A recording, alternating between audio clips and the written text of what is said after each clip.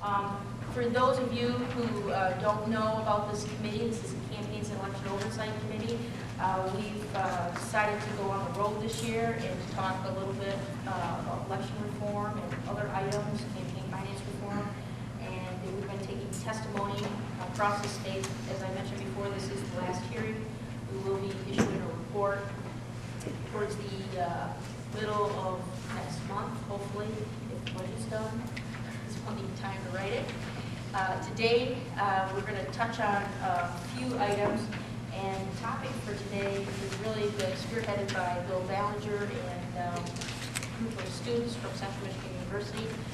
They're here to talk a little bit about some cleanup language to the Constitution of the state of Michigan. And at this time, I'd like to call Bill Ballinger from Sept Politics, a former legislator from the McManus area in a district that I represent, and his students. And if you could come up and maybe just introduce yourself. I think we're going to need another chair there. You want to come up, Bill, to the podium? And Trevor, maybe help us with the chair. Yeah, Trevor will take that.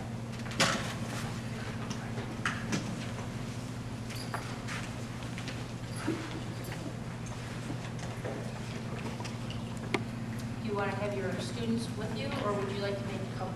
Why don't you let me say something, and they can come up with me afterwards, or I can go back and sit down. That's all right. Okay. Madam Chairman and Senator Jacobs and members of the committee, wherever you are, other than can you hear me? Yeah, I can hear you, and it is important to speak into this because we are taping it. We will put it on our website, so even though they're not here, they can watch it. Okay. Well, you've got some people here who are going to testify this morning that I'm going to have talk about not only the real meat of the amendment, but also can place it in a larger context. We have, obviously, a state constitution approved by the voters in a statewide vote in the spring of 1963. Since that time, there have been so many amendments adopted by the voters in the last 44 years that the size and volume of the Constitution has probably grown by a third at this point, just in pure language.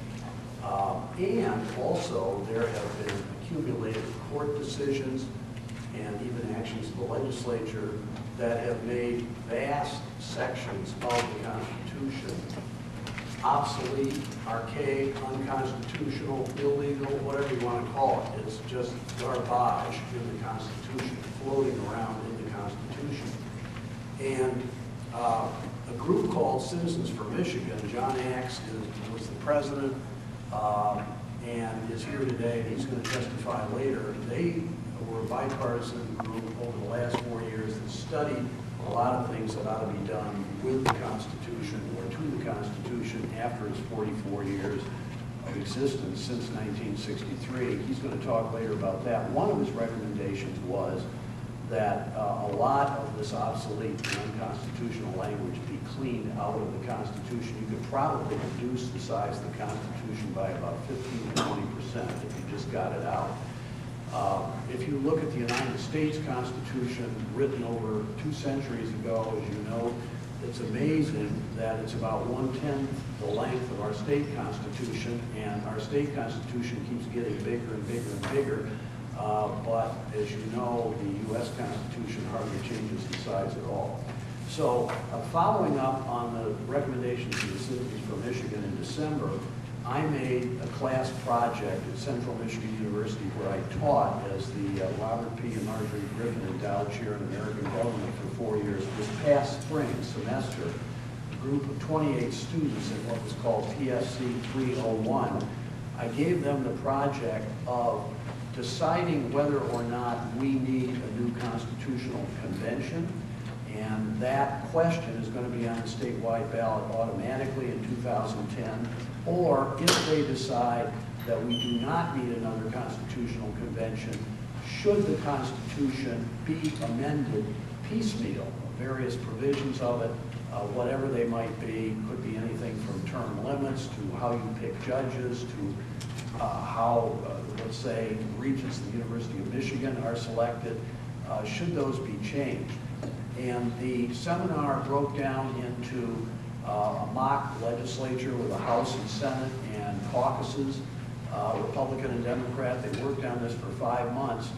I think we've all seen what happened this past weekend, this historic weekend, when for the first time, I believe, in Michigan history since 1837, the legislature literally, or at least the House, met all weekend long, not just an overnight, not just an all-nighter, which we've seen every once in a while, but an all-weekend session.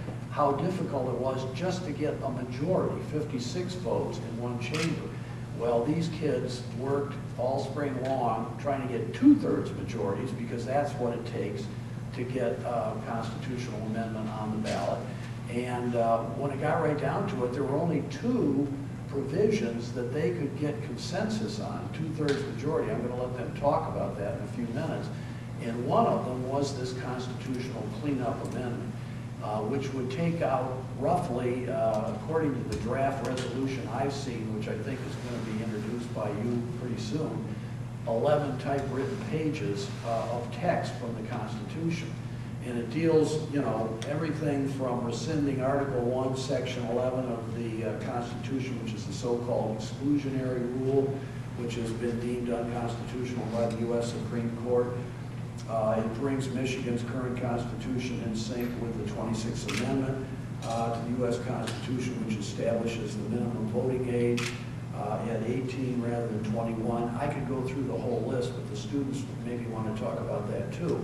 But it covers about 12 provisions. It would remove about, as I say, 11 typewritten pages anyway from the Constitution. The real question was, when the students did it, what were they looking toward? They were basically saying, we think these 2 proposals that we're advancing, one of which is to clear out the constitutional obsolete language, should go on the ballot in, quote, 2008.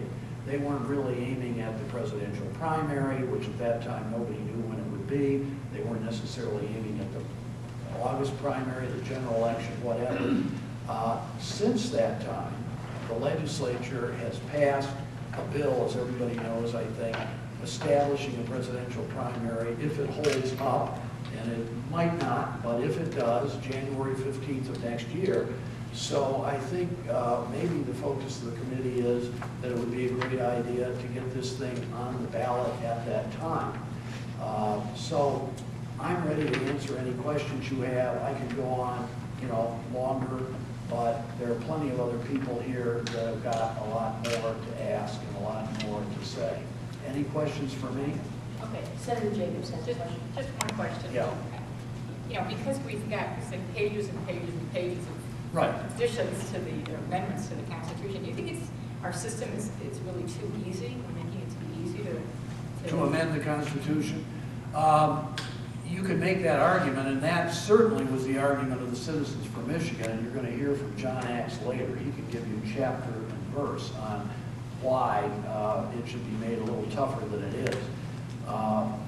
Again, even so, this class didn't find it so easy to get to a 2/3 majority in each chamber, bipartisan cooperation, to get anything on the ballot that would amend the Constitution. They could only get 2 proposals, agreement. I mean, they'd get majorities, but they couldn't get 2/3.